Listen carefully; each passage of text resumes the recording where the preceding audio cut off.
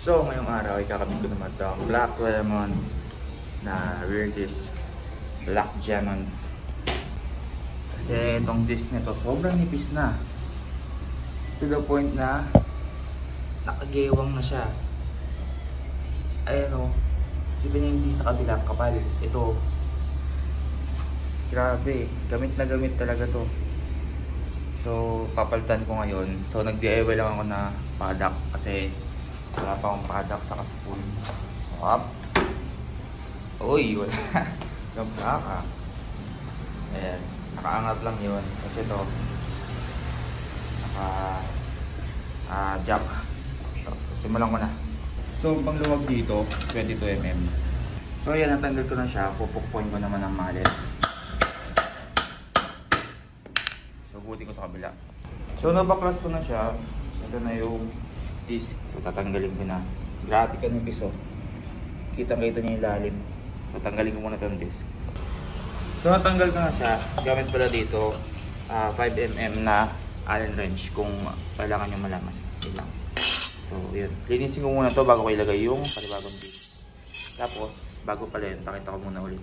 Grabe, nipis. Ngayon lang nakita ng disc na ganito. Parang mababali na. So, pakita ko lang. Difference niya sa kapal. So, parang halos wala, di ba? Kasi yung pads nasa loob yung kain. Eh, no. So, ito na. Ready na. Ikakabit ko na. Kasi, nalinis ko na. Kapit na natin. Chuk! So, yan. Ang nagustuhan ko pala dito, guys. Ito. Parang meron siyang heatsink. Tapos, habang nigpitan ko siya, dumulas kamay ko. Yung nagustuhan ko sa kanya, sumugat sa akin. Hayop, no? Pero yun ba, isa pa pala, reklamo ko lang. Hindi siya sakto dito. So, kita nyo to. Pagkakalapat niya, ito malayo. Ito malayo, ito malapit. So, I guess, pag umikot yan, hindi siya stable. So, gagawin ko, papantay ko muna bago ko higpitan. Yan. So, habang nakabaklas, linisin ko na rin itong hub sa sprocket. So, ito na, linisin ko na to. Ito hindi pa.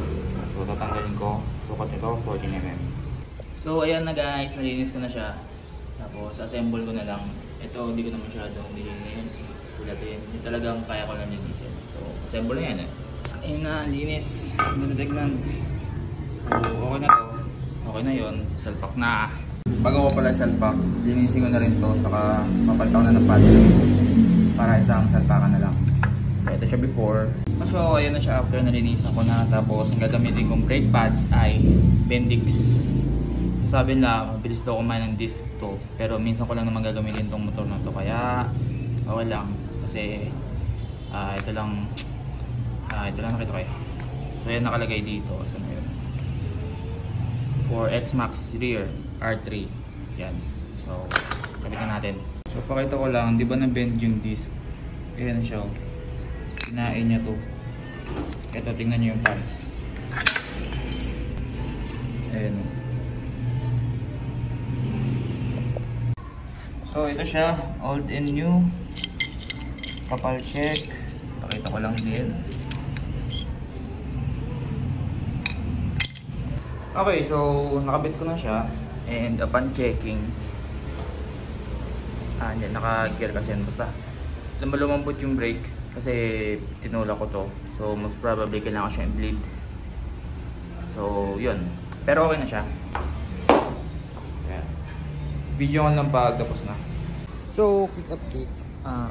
Hindi siya ma-bleed. So, ito, bolt, bleeder bolt to nung RCB ko.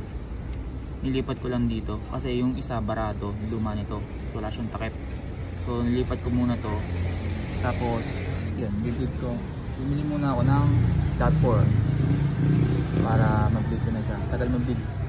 So, may napansin ako dito. Ito, spacer niya sa loob. Ayan, merong markings. May linya. Mukha siyang pangharap na hub. Tapos, itong sa kabila. Walang issue dito. Kasi, sakto yung laki niya. Saka, okay yung itsura. So, feeling ko, kaya ganito to. Tingnan nyo nga. Kapag binibrake ko, etong disc, hinihila niya papasok dito. Although okay lang naman, pero kaya siguro yung lumang disc bumaluktot. Kasi ito, masyado siyang banat dito. So, dapat kung lalagyan ng spacer to, ito, uusog pa siyang ganon. So ayun, figure out ko pa.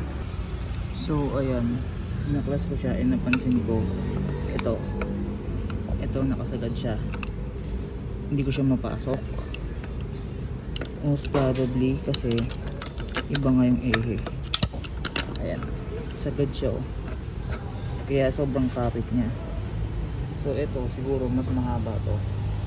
So ang gagawin ko, pagbabalik rin ko yung dalawang spacer, tapos check ko ulit. So yun, nakuha ko na. Ayan o, nakaano na rin siya, okay na yung preno. So ang ginawa ko, yung spacer dito, nilipat ko siya dito sa loob. Ayan. So ang mangyayari, umusog to. So ito, hindi niya na hinihila kapag nagpe-preno. Sakto na siya. Ayan o, free wheel check. So okay na, pusin ko na lang. So yun, okay na. Although medyo may sabit pa, wala ko sa disc kasi bago pa. Pero mas okay to kasi yung kanina. Ayan. Kasi yung kanina talaga stuck. So yun, okay na to. Yun lang guys, thank you for watching.